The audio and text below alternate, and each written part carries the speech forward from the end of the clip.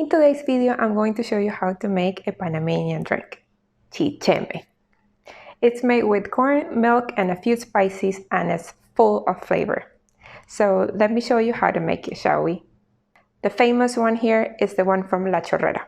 You can find different variations for chicheme all around the country. One's made with coconut milk, others with sweetened with miel de caña, and other different spices. Check out the description box where I share all the full measurements for the recipe, plus other cooking directions. You can make it with a slow cooker or even on the stove.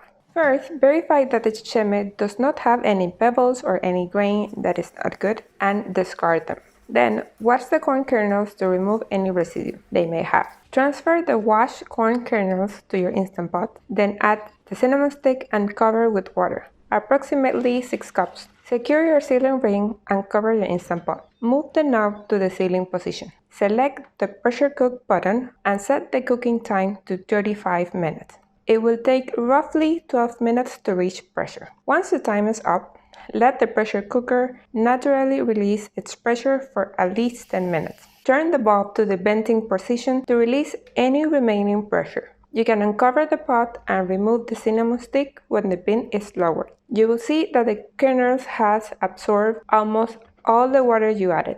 Check that the corn is soft but not falling apart. Use a spoon and press the corn. If it falls apart with a little pressure, it's ready. If the corn is still hard, you can cook it for 5 more minutes. But before doing that, verify that it's enough water in the Instant Pot so you won't receive the burn notice on your Instant Pot. Now, add the ingredients one by one and mix between each ingredient. So let's add the evaporated milk, the condensed milk, vanilla, nutmeg, cinnamon powder. This ensures that nothing sticks to the bottom of the pot. This recipe calls for 1 can of condensed milk, and that is more than enough to sweeten your chicheme. If you are not a fan of sweet drinks, you can add half of the condensed milk can and go tasting until you get your desired sweetness. It should be sweet but not overpowering like candy. If you don't have condensed milk, you can simply use 2 cans of evaporated milk and replace sugar instead of the condensed milk.